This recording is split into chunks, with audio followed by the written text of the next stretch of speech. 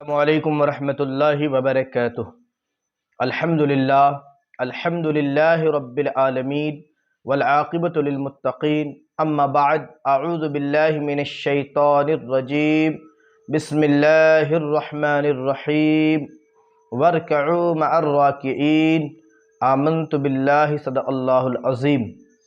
معزز خواتین و حضرات، مکاشفۃ القلوب سے آج کے درس میں بیان ہے نماز با جماعت کی فضیلت۔ بیان شروع کرنے سے پہلے ان تمام ناظرین سے گزارش ہے جو ہمارے چینل پر پہلی دفعہ آئے ہیں، چینل کو سبسکرائب کر لیں، ویڈیو کو لائک اور شیئر کریں اور پورا بیان دیکھیں تاکہ آپ کے علم میں اضافہ ہو۔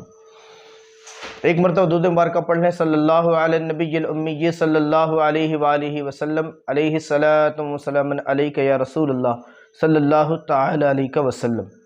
معزز خواتین و حضرات، اللہ تعالی قرآن مجید فرقان حمید میں ارشاد فرماتا ہے وَارْكَعُوا مَعَ الرَّاكِعِينَ، اور رکوع کرنے والوں کے ساتھ رکوع کرو۔ اس آیت کریمہ کے تحت مفسرین کرام نے فرمایا کہ اس میں اس بات کو بتایا گیا ہے کہ جماعت کے ساتھ نماز ادا کرنا یہ واجب ہے۔ نبی کریم صلی اللہ علیہ وسلم فرماتے ہیں کہ تنہا نماز پڑھنے سے نماز با جماعت کو 27 درجے فضیلت حاصل ہے۔ یعنی اس میں اس بات کو سمجھایا گیا کہ اگر کوئی شخص اکیلے نماز پڑھ رہا ہے تو اس اکیلے نماز پڑھنے سے جماعت کے ساتھ نماز ادا کرنے میں اسے 27 نمازوں کا ثواب ملے گا۔ حضرت ابو ہریرہ رضی اللہ عنہ سے مروی ہے، حضور صلی اللہ علیہ وسلم نے بعض لوگوں کو چند نمازوں میں جماعت میں نہ دیکھ کر فرمایا، میرا یہ ارادہ ہے کہ میں کسی آدمی کو نماز پڑھانے کا حکم دوں اور میں ان لوگوں کے یہاں جاؤں جو جماعت سے رہ گئے ہیں اور ان کو اور ان کے گھروں کو جلا دوں۔ اللہ اکبر۔ دوسری روایت میں ہے کہ پھر میں ان لوگوں کے گھروں کو لکڑیوں کے گٹھوں کے ساتھ ان پر جلانے کا حکم دوں جو جماعت میں شریک نہیں ہوئے۔ اگر ان میں سے کسی کو علم ہوتا کہ موٹی ہڈی یا جانور کے 2 ہاتھ جماعت میں شریک ہونے سے ملیں گے تو وہ ضرور جماعت میں شامل ہوتے۔ حضرت عثمان رضی اللہ عنہ سے مرفوعاً مروی ہے کہ جو عشاء کی جماعت سے حاضر ہو پس گویا اس نے آدھی رات عبادت میں گزارے۔ یعنی اس میں اس بات کو سمجھایا گیا کہ جو شخص عشاء کی نماز ادا کرنے کے لیے مسجد میں گیا اور جماعت سے نماز ادا کی تو گویا اس نے آدھی رات عبادت میں گزاری، اور جو صبح کی جماعت میں بھی شامل ہوا تو گویا اس نے ساری عمر عبادت میں گزاری۔ رسول اکرم صلی اللہ علیہ وسلم کا ارشاد ہے کہ جس نے نماز با جماعت ادا کی تو گویا اس نے اپنے سینے کو عبادت سے بھر لیا۔ حضرت سعید ابن المسیب رضی اللہ عنہ کا قول ہے کہ 20 برس سے متواتر میں اس وقت مسجد میں ہوتا ہوں جب مؤذن اذان دیتا ہے۔ جناب محمد بن واسع رضی اللہ عنہ فرماتے ہیں کہ میں دنیا سے 3 چیزوں کی خواہش رکھتا ہوں۔ پہلا، ایسا بھائی کہ اگر میں ٹیڑھا ہو جاؤں تو وہ مجھے سیدھا کر دے، یعنی میں جو ہے غلط راستے پر چل نکلوں تو وہ مجھے سیدھے راستے پر لے چلے۔ بغیر کاوش کے مختصر رزق، یعنی بغیر زیادہ کوشش کرے کہ مختصر رزق، جس کی باس پرس یعنی جس کے تعلق سے سوال حساب کتاب نہ ہو، اور نماز با جماعت جس کی غلطیاں میرے لیے معاف کر دی جائیں، سبحان اللہ، اور جس کی فضیلت مجھے بخش دی جائے۔ ایک حکایت کے طور پر ایک قول آپ کی خدمت میں پیش ہے۔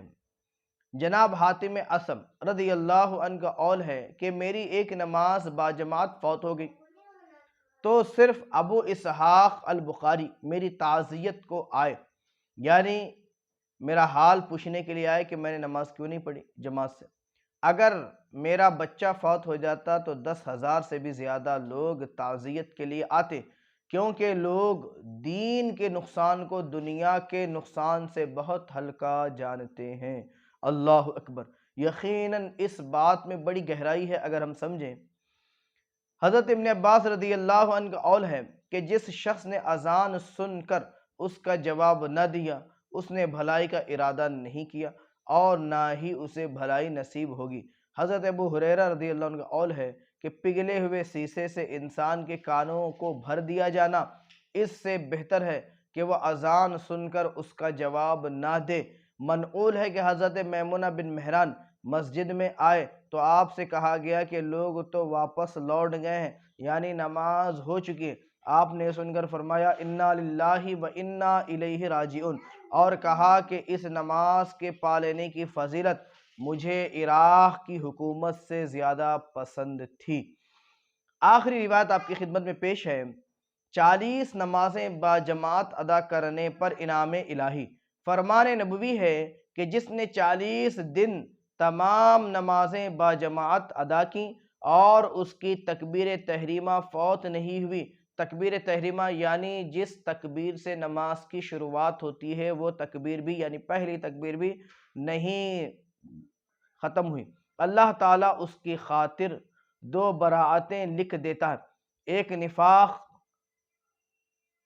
اور دوسری براءت جہنم سے۔